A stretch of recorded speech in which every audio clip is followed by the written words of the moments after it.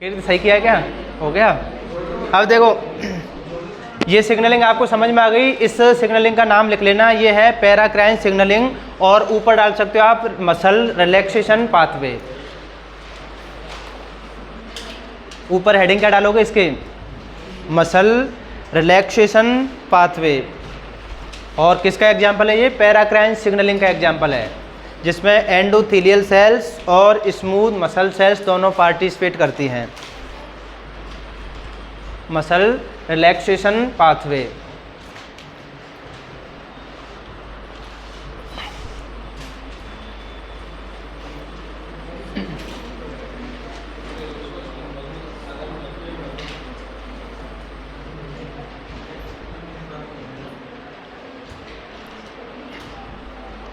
समझ में आ गया? अब देखो, अब इसको मैं मिटा देता हूँ। आप घर जाके रिवाइज करके आओगे, फिर कल मैं वापस से है ना इसको रिवाइज करा दूंगा।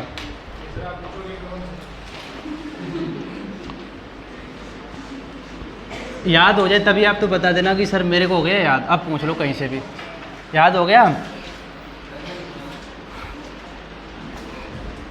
अभी पूछेंगे प्रतीक सर को, जाओ। जरूरी नहीं कि इसी में से पूछें।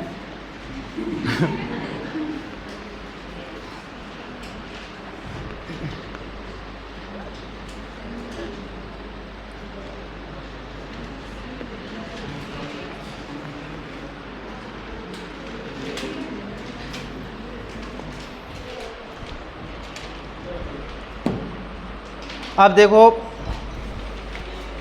अब आपको थोड़ा सा मेडिकल का वो बताता हूँ, है ना। कोई क्वेश्चन नहीं पूछेगा अभी फ़िलहाल, जब तक पूरा नहीं होता है ना टॉपिक तब तक। एक ड्रग आता है मार्केट में वाइग्रा नाम से। ये वाइग्रा एक्चुअल में एक कंपनी का यानी ब्रांड का नाम है ना।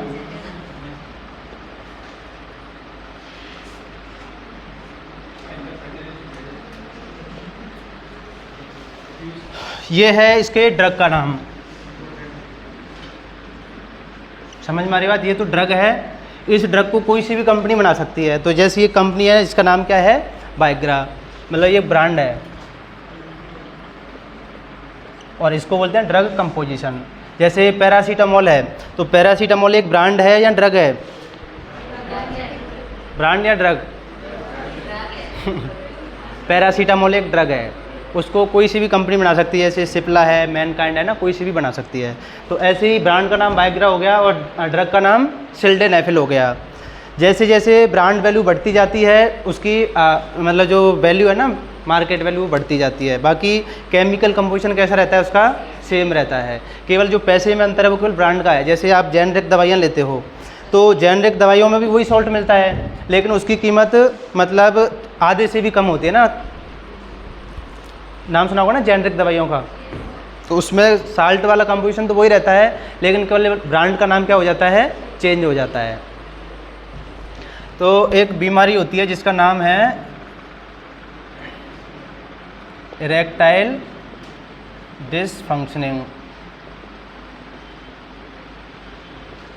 इरेक्टाइल डिसफंक्शनिंग के लिए ये ड्रग काम करता है। कौन सा? वाइग्रा। इसकी सिग्नलिंग कैसे चलती है? जैसे पेनिस इरेक्टेशन के लिए आपको बताया ना, कोई बोन्स वगैरह नहीं होती, केवल किसकी वजह से होता है?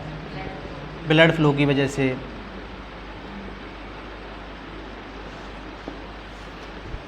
देखो ये वाली सेल आपको दिख रही है, स्मूथ मसल सेल्स।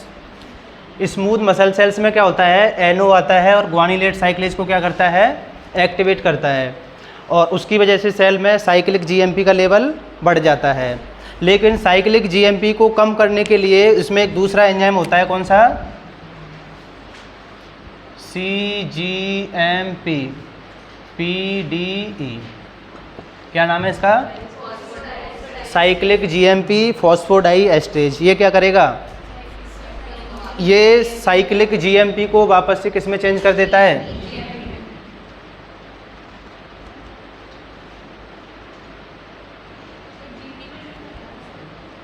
जीएमपी में। दो फॉस्फेट कहाँ से लाओगे? और तो साइक्लिक जीएमपी को किस में चेंज कर देता है? जीएमपी में चेंज कर देता है, जिसकी वजह से ब्लड उसमें सेल्स में साइक्लिक जीएमपी का लेवल कम हो जाएगा या ज़्यादा हो जाएगा? कम हो जाएगा। साइक्लिक जीएमपी का लेवल कम हो जाएगा तो मसल कॉन्ट्रैक्ट या रिलैक्स? मसल कॉन्ट्रैक्ट होंगी या रिलैक्स होंगी? मसल हो जाती है, कॉन्ट्रैक्ट हो जाती है ना। तो ये एक्चुअल में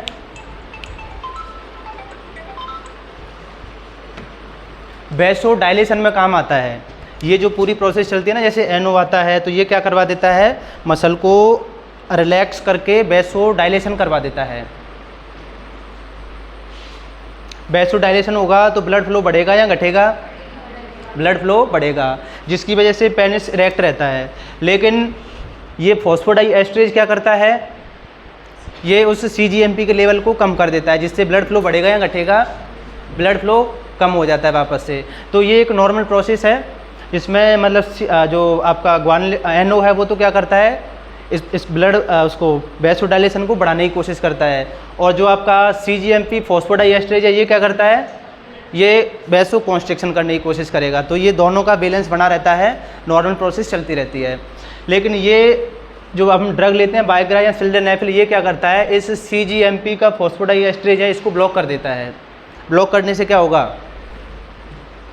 अब सेल में सीजीएमपी का लेवल बढ़ जाएगा या घट जाएगा? सीजीएमपी का लेवल लंबे टाइम तक बढ़ जाएगा, तो जिसकी वजह से ब्लड फ्लो बढ़ेगा या घटेगा? ब्लड फ्लो बढ़ जाएगा, तो पेनिस लंबे टाइम तक इरेक्ट रहेगा। तो इसके इलाज के लिए, इरेक्टाइल डिसफंक्शनिंग के लिए ड्रग यूज में लिया जाता है। नाम क्या है इसका? सिल्डेनाफिल या वाइग्रा। समझ में आ गई बात? तो आपको ये वाला डायग्राम वापस से बनाना है ना, एक ऊपर डालो ये, और ये डायग्राम वापस से बनाओ। यहाँ पे लिखोगे आप ये सिल्डेनाफिल ब्लॉक्स सीजीएमपी फॉस्फोडाइएस्ट्रेज, और जो लिखने वाली बात है वो मैं लिखा दूंगा। हेडिंग डालो ऊपर, वाइग्रा सिग्नलिंग। हाँ,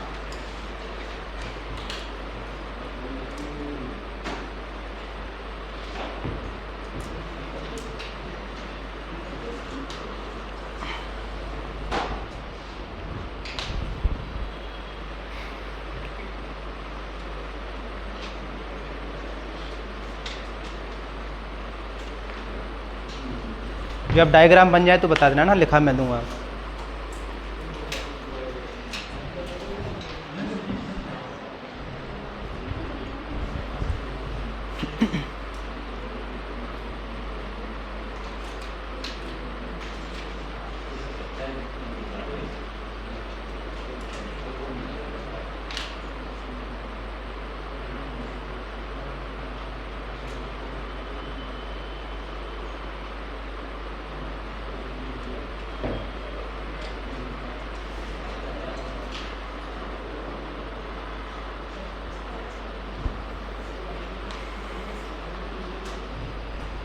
हिमानी दिख रहा है?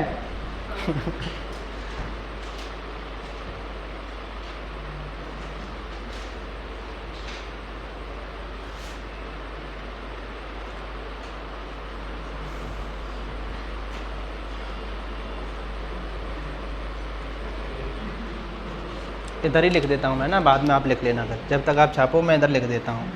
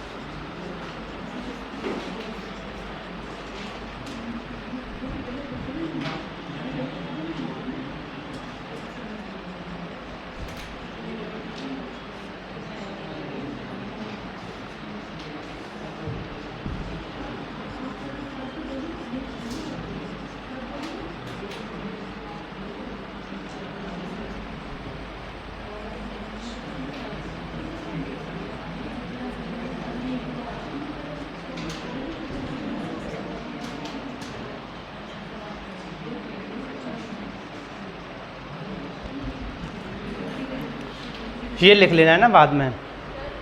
हाँ क्या मतलब सिग्नलिंग तो पूरी चलती है, ये आपने पहले लिख ली है। केवल ये समझाने वाली बात है कि ये नॉर्मल प्रोसेस में तो ये प्रोसेस चलती है तो मतलब ब्लड वैसोडाइलेशन हो जाता है ना, वैसोडाइलेशन से ब्लड फ्लो बढ़ जाता है तो उसकी वजह से पेनिस इरेक्ट रहेगा, लेकिन एक लिमिटेड टाइम के लिए। दूसरी वाली प्रोसेस में क्या मतलब लिमिटेड टाइम के लिए क्यों होता है, क्योंकि जो CGMP का लेवल है वो थोड़ी देर बाद में किस में चेंज हो जाता है, GMP में। ये एक नॉर्मल प्रोसेस है। जैसे ही लिगेंड चला जाता है, NO चला जाएगा, उसके बाद में फॉस्फोडाइएस्टरेज क्या हो जाता है, एक्टिवेट हो जाता है और उसको क्या कर देता है, CGMP को किस में चेंज कर देगा, GMP में। तो ये तो एक नॉर्मल प्रोसेस हो गई। बाकी जब हम ड्रग्स वाइग्रा वगैरह देते हैं तब क्या होगा, तब ये वाली प्रोसेस रुक जाएगी। जब ये वाली प्रोसेस रुक जाएगी तो सेल में CGMP का लेवल लंबे टाइम तक बढ़ा रहेगा। तो वैसुलर डायलेशन कम टाइम तक रहेगा, ज़्यादा टाइम तक रहेगा, ज़्यादा टाइम तक रहेगा। ये समझ में आ रहा है क्या लिखा हुआ है, sildenafil blocks PDE due to this level of CGMP remain elevated in cell. Elevated level of CGMP cause prolong vasodilation and blood flow in penis.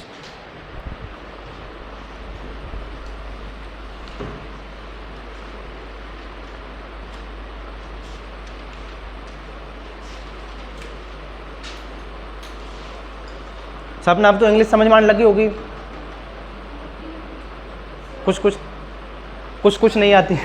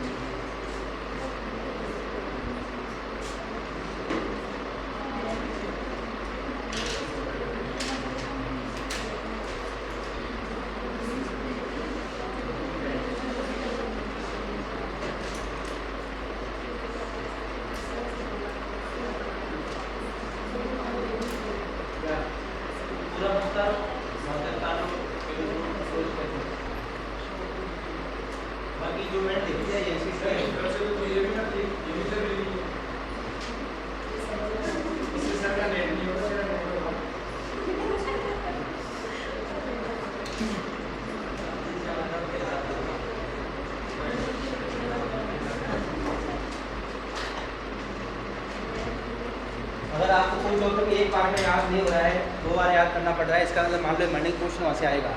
जो आपको पहले से आता है वहाँ से क्वेश्चन नहीं आएगा एग्जाम में। अगर वहाँ से क्वेश्चन आए तो जो MSc के टॉपर हैं, गोल्ड मेडलिस्ट है, पहला उनका सिलेक्शन हो। नहीं छपी आपने?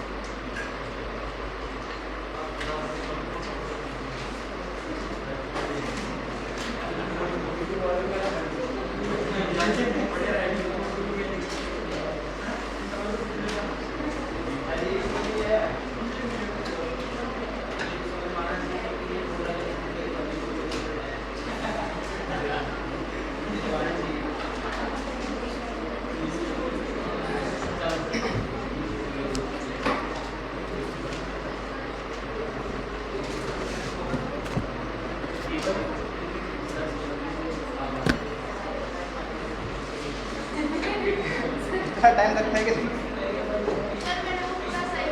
उधर दोबारा से बनाया क्या? नहीं बनाना।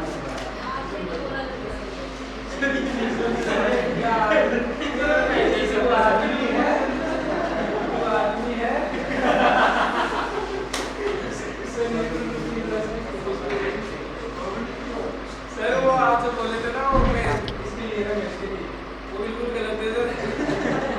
अरे सर ये यूनिवर्सिटी पर्पस में बताया।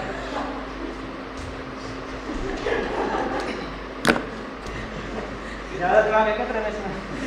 तो सही है सर, इसको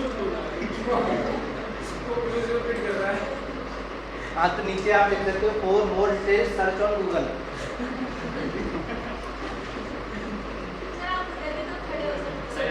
ये अभी नहीं छपे। दो बड़े तीन बार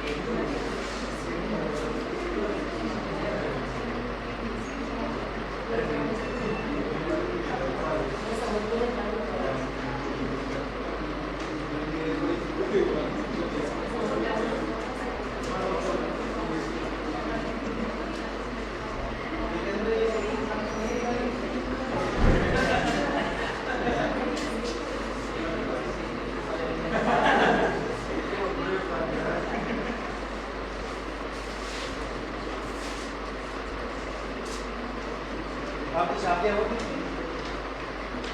कितनी शादी है क्या मिटाया जाए इसको अब।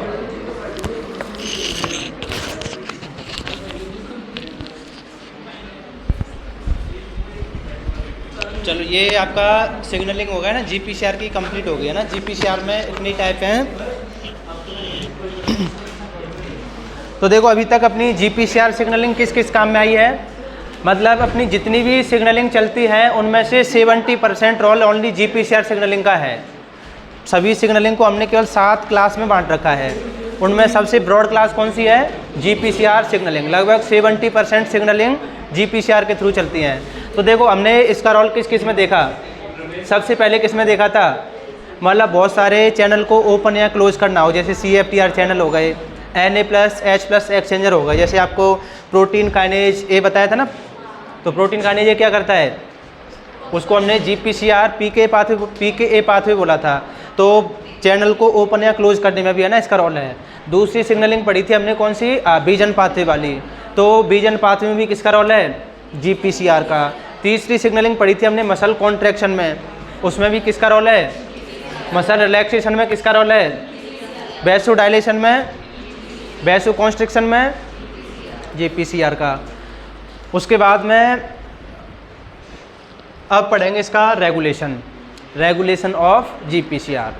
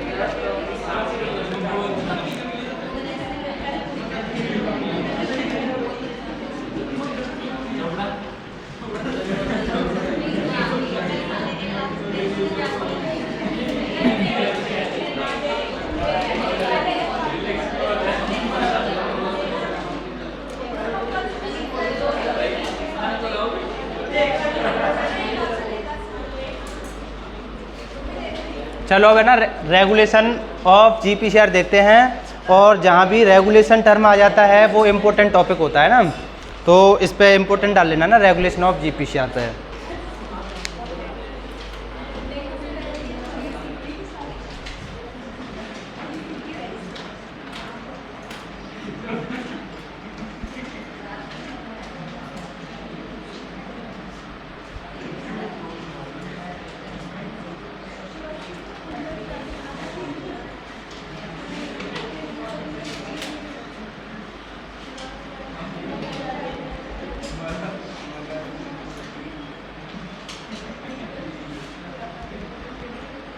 रेगुलेशन में 3 तरीके हैं, कौन कौन से?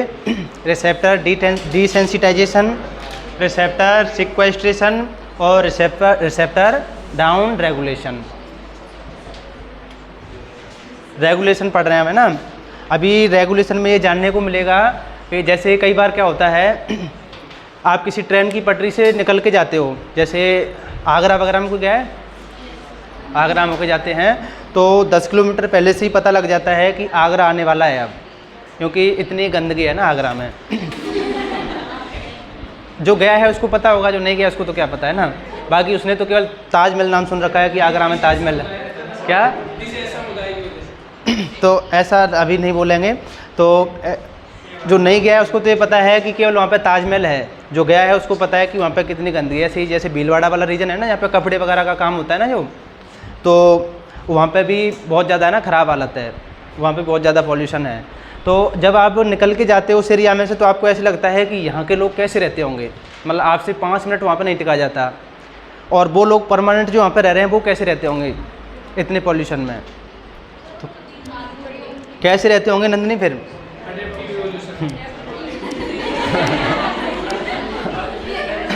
तो ये सब हमें यहाँ पे जानने का मौका मिलेगा ना रेगुलेशन ऑफ GPCR में। यहाँ पर क्या होता है कि शुरुआती दौर में हवाएं चलती हैं, दुपट्टे उड़ते हैं, फिर बाद में वो सब बंद हो जाते हैं, तो वो भी कहाँ पे जानने को मिलेगा?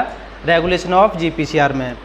यहाँ शुरुआत में कोई हार्ट टच करता है तो फीलिंग आती है, फिर 2 महीने 3 महीने बाद में वो फीलिंग्स आना बंद हो जाती है, तो वो भी कहाँ पे जानने को मिलेगा? रेगुलेशन ऑफ GPCR में। देखो सबसे पहले हमने पढ़ा था अभी थोड़ी देर पहले एक GPCR रिसेप्टर होता है ना, और यहाँ पे ट्राइमेरिक GTPase होती है।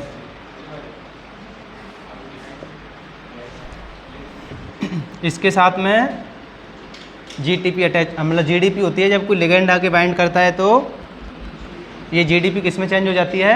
GTP में। और फिर यहाँ पे क्या होता है? इसका इफेक्टर होता है। अब तो याद होगा ना, स्टेप तो रट गए होंगे। फिर इफेक्टर क्या करता है? किसी ए कंपाउंड को हो सकता है बी में चेंज करके जाएगा, मतलब कुल मिला के इसका काम है सेकेंडरी मैसेंजर बनाने का। ये क्या बनाता है? सेकेंडरी मैसेंजर बनाता है। अब सेकेंडरी मैसेंजर में कौन कौन सी देख लिया आपने?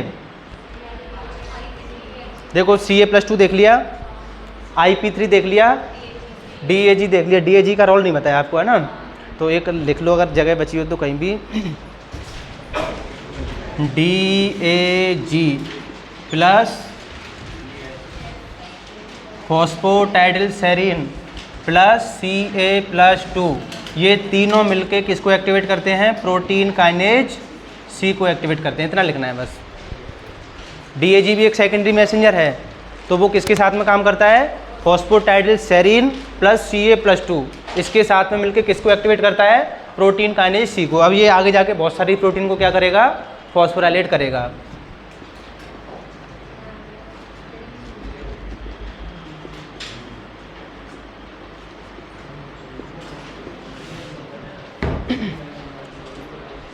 तो कल ऐसे आ जाए प्रोटीन काइनेज C को कौन एक्टिवेट करता है? तो कौन करता है?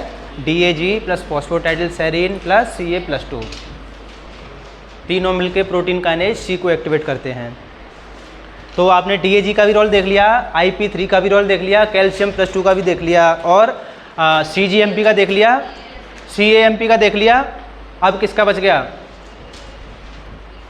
अभी PIP3 का और बच गया। PIP3 भी लिखाया था ना एक, तो PIP3 का और देखेंगे ना, वो कल देखेंगे PIP3 का। तो पहले रेगुलेशन देख लेते हैं आज।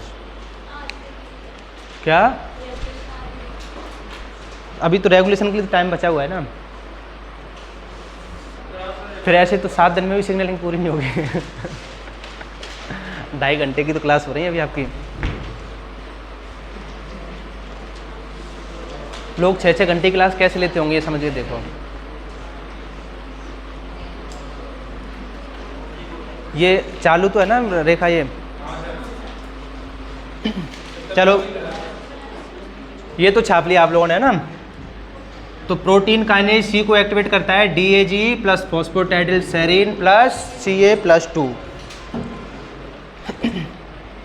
अब देखो नॉर्मल प्रोसेस क्या होती है ये जो जी अल्फा है इसके खुद के पास में कौन सी पावर होती है, GTPH पावर होती है, इंट्रिंसिक GTPH। थोड़ी देर बाद में इसकी GTP अपने आप किस में चेंज हो जाएगी, GDP, मतलब लिगेंड तो आगे चला जाएगा, थोड़ी देर के लिए सिग्नलिंग चलेगी और ये GTP किस में चेंज हो जाएगी, GDP में चेंज हो जाएगी। तो इसके पास में होती है इंट्रिंसिक GTPH। ये क्या करती है इंट्रिंसिक GTPH, GTP को किस में चेंज कर देती है, GDP में। तो सिग्नलिंग चलेगी या रुक जाएगी, रुक जाएगी। तो एक तो रेगुलेशन खुद इसी का है, इंट्रिंसिक रेगुलेशन, मतलब सिग्नलिंग अपने आप ही जितने टाइम तक इसकी GTPH एक्टिवेट नहीं होगी तब तक सिग्नलिंग चलती रहेगी, उसके बाद अपने आप रुक जाएगी। तो ये टाइम अभी आप गूगल पर देख लेना ना कि इसकी इंट्रिंसिक GTPH का टाइम कितना है, लगभग 0.02 मिलीसेकंड कुछ ऐसा होगा, है ना। एक प्रोटीन और होती है RGS, regulator of ji protein signalling.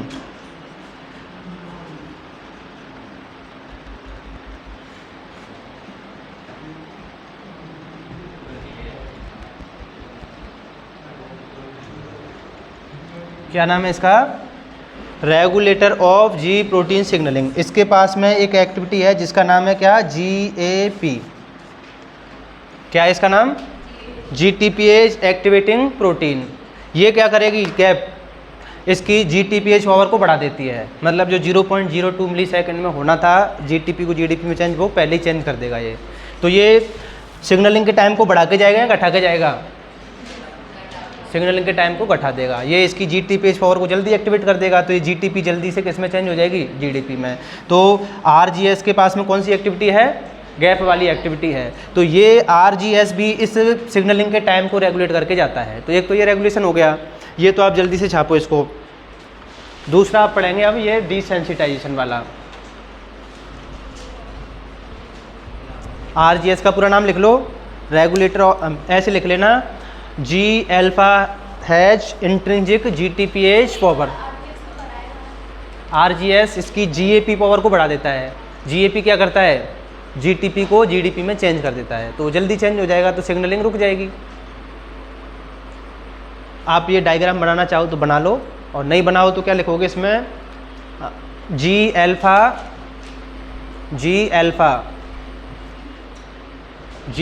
ये रहा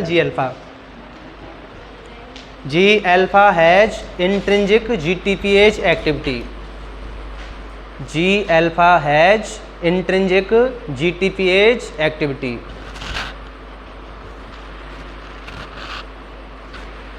पहले डायग्राम बना रहे हो, लिख रहे हो,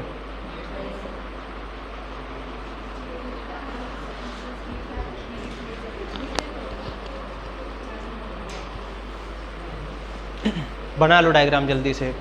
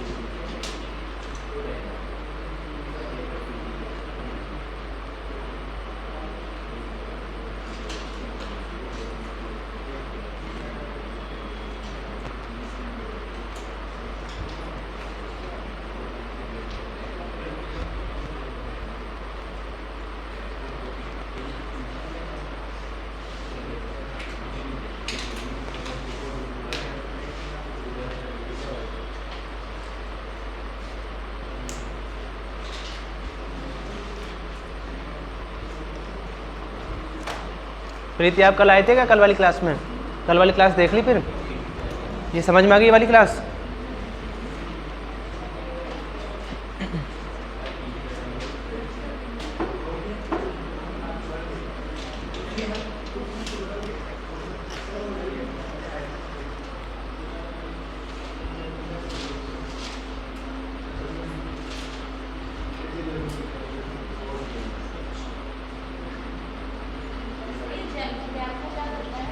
क्या?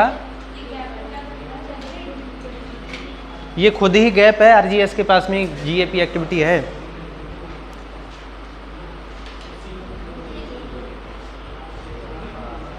इस आरजीएस प्रोटीन के पास में ही ये एक्टिविटी है जीएपी वाली। डायग्राम बना लियो तो मैं लिखा दूँ अब।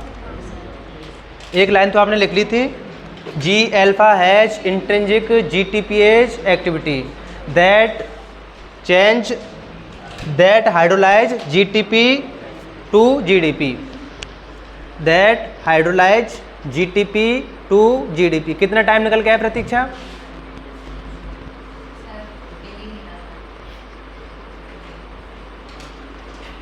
That hydrolyze GTP to GDP. RGS protein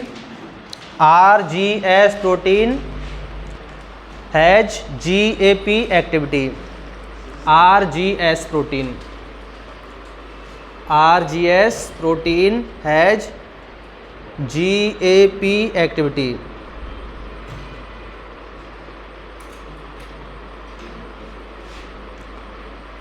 RGS has GAP activity. GAP क्या करता है? जीटीपीएच एक्टिविटी को एक्टिव कर देता है, जिससे कि तुरंत वो जीटीपी किस में चेंज हो जाएगी? जीडीपी में। तो सिग्नलिंग का टाइम बढ़ेगा या घट जाएगा? सिग्नलिंग का टाइम घट जाएगा, कम टाइम तक चलेगी ना सिग्नलिंग। तो क्या लिखा आपने? RGS has GAP activity that enhance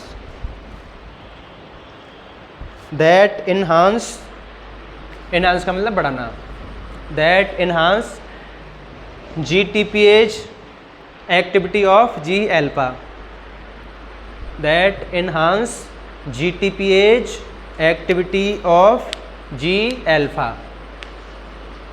लिख लिया? that enhance GTPH activity of G alpha and decrease time span of signaling। Decrease time span of signalling. Sir ये तो आ रहा है कि आरजीएस 40 फोल्ड इंक्रीज कर देता है जीटीपी। 40 फोल्ड 40 टाइम्स इंक्रीज 40 गुना तक डिक्रीज कर देता है सिग्नलिंग के टाइम को। उसका 0.02 मिली सेकेंड कुछ ऐसा होता है ना टाइम, तो ये उसको और भी 40 गुना तक कम कर देता है ना सिग्नलिंग के टाइम को। That enhance GTPH activity of G alpha and decrease time span of signalling. आगे लिखना चाहो तो लिख सकते हो ना, 40 फोल्ड मतलब 40 गुना तक कम कर देता है। कितना कम कर देगा? 40 फोल्ड। मतलब कोई सिग्नलिंग अगर 40 सेकंड के लिए चलनी थी तो कितने टाइम तक चलेगी? वो ओनली 1 सेकंड के लिए चलेगी बस।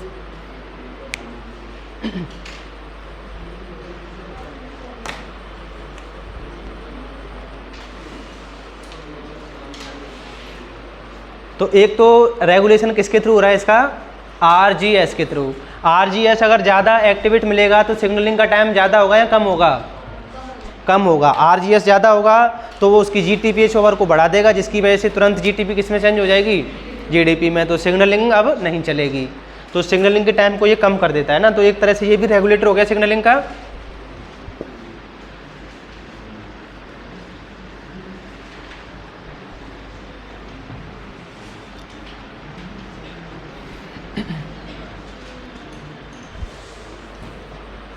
दूसरा देखो क्या होता है,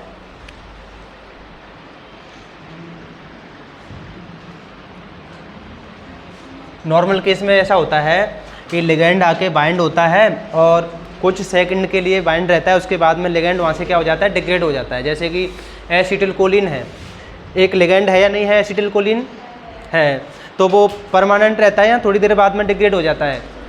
उसको डिग्रेड करने वाला एंजाइम मिलता है, जैसे एसिटिलकोलिन एस्टरेज बताया था। ऐसी लिगेंड थोड़ी देर बाद में क्या हो जाएगा? डिग्रेड हो जाता है, तो सिग्नलिंग अपने आप ही क्या हो जाएगी? फिर रुक जाएगी। ये एक नॉर्मल प्रोसेस है। लेकिन कई बार क्या होता है, जैसे लिगेंड आया और उसके साथ में बाइंड रह गया लंबे टाइम तक, तो उसकी वजह से जो G alpha प्रोटीन है ये कौन सी फॉर्म में मिलेगी? जीटीपी में। अब इसको हम बोलते हैं टू मच सिग्नलिंग।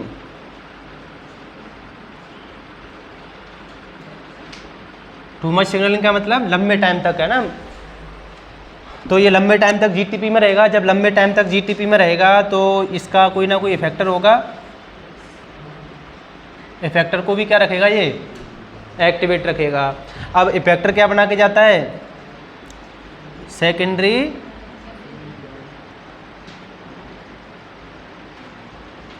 मैसेंजर। जब सेकेंडरी मैसेंजर लंबे टाइम तक एक्टिवेट रहता है तो इस सेल को पता लग जाता है कि अब कोई काम वाली बात नहीं है, अब इस सिग्नलिंग को बंद कर दिया जाए, है ना। क्योंकि अब लिगेंड वहाँ से जाने का नाम ही नहीं ले रहा, लिगेंड रिसेप्टर के ऊपर बाइंड है। तो फिर यहाँ पे क्या होता है, एक ट्रांसक्रिप्शन फैक्टर एक्टिवेट होता है लास्ट में।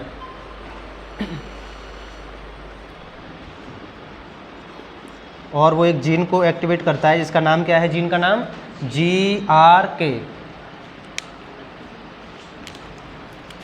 और ट्रांसक्रिप्शन फैक्टर किस पे जाके बाइंड कर जाता है, इस GRK जीन पे जाके बाइंड कर जाएगा। तो इसका क्या होगा, ट्रांसक्रिप्शन होगा और आगे क्या होगा, ट्रांसलेशन होगा। ट्रांसलेशन से क्या बनेगी, प्रोटीन। और ये प्रोटीन आएगी कहाँ पर, इधर से लेके आते हैं इसको।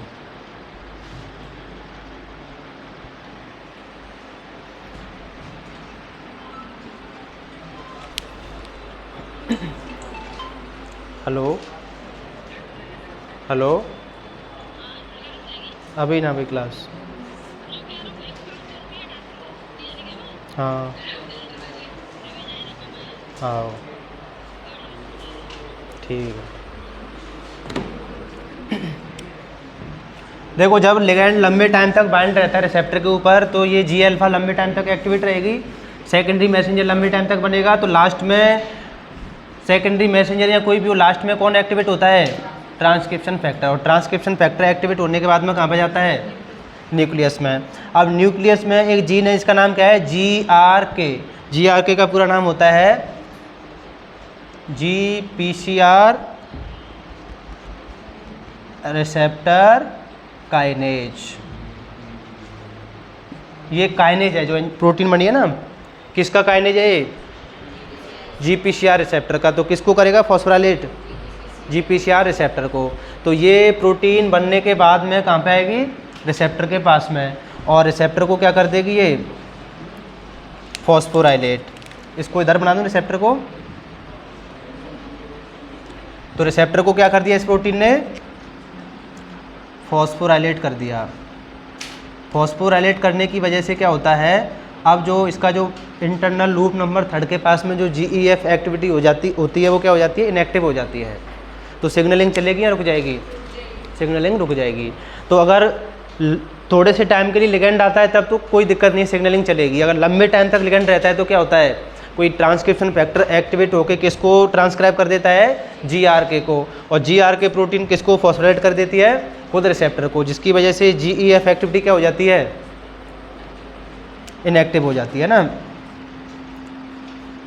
Phosphorylation of GPCR receptor inactivate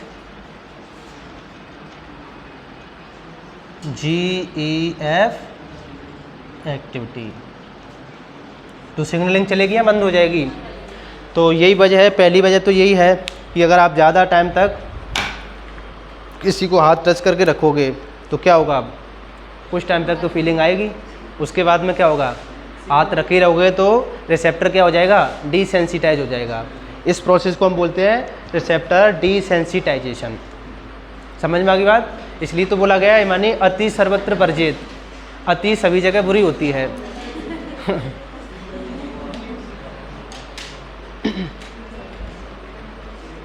तो पहला स्टेप कौन सा है, रिसेप्टर डिसेंसिटाइजेशन वाला।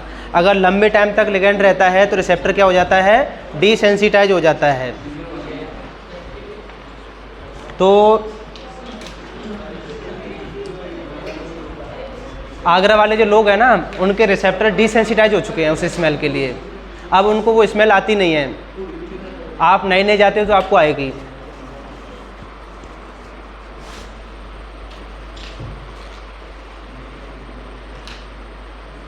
क्यों, समझ में आ गए।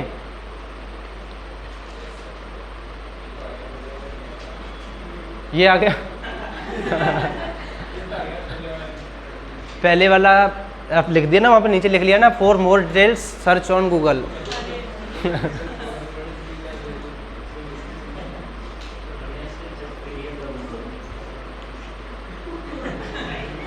फिर भी नहीं समझ में आए तो ऑफिस में बैठा ही रहता हूँ मैं, ऑफिस में आके पूछ लेना।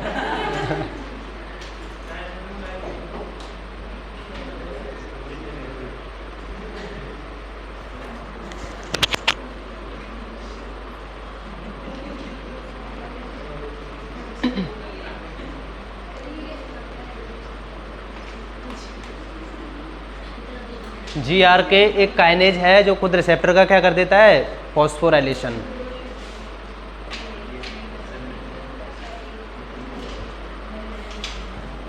इस पूरी प्रोसेस को क्या नाम दिया है हमने, रिसेप्टर डिसेंसिटाइजेशन। पहला वाला स्टेप है ना, रिसेप्टर डिसेंसिटाइजेशन। GRK जीन का नाम है, उसका ट्रांसक्रिप्शन ट्रांसलेशन से प्रोटीन बनती है, उसका नाम भी GRK है। जैसे एक इंसुलिन जीन होती है, उसके ट्रांसक्रिप्शन से इंसुलिन mRNA बनता है और उसके ट्रांसलेशन से इंसुलिन प्रोटीन बनती है। तो ऐसी GRK जीन होगी, उसके ट्रांसक्रिप्शन से GRK mRNA बनेगा और ट्रांसलेशन से GRK प्रोटीन बनेगी। और GRK का पूरा नाम क्या है, GPCR रिसेप्टर काइनेज। तो किसका फॉस्फोराइलेशन करेगा ये प्रोटीन, खुद GPCR रिसेप्टर का। और फॉस्फोराइलेशन से क्या होता है, उसकी GEF एक्टिविटी इनएक्टिव हो जाती है। तो अब लिगेंड भले ही बाइंड बना रहा है इसके ऊपर, लेकिन फिर भी सिग्नलिंग नहीं चलेगी, क्योंकि GEF एक्टिविटी क्या होगी उसकी, अब इनएक्टिव हो गई।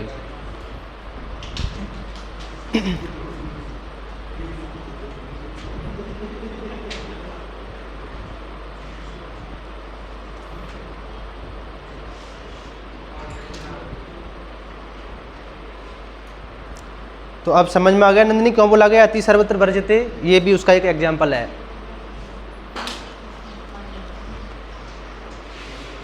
और ऐसे बोला गया ना कि किसी को इतना भी मत डराओ कि इसके अंदर से डर ही खत्म हो जाए।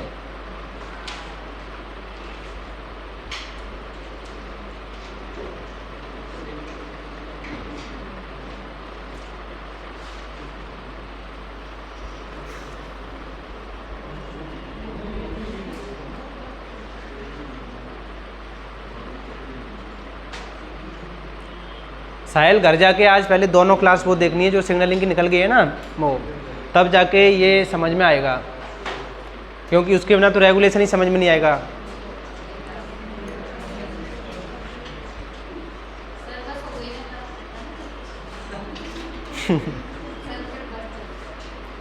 ठीक है, बस हो गई। मैंने इस वजह से तो घड़ी हटा दिया ना, पहले आपका दिमाग पूरा घड़ी पे रहता था ना। फ़ोन पे तो फिर भी भूल जाते हैं एक बार, है ना, सामने घड़ी रहती है तो बस वो 11 बजने का वेट रहता है बस।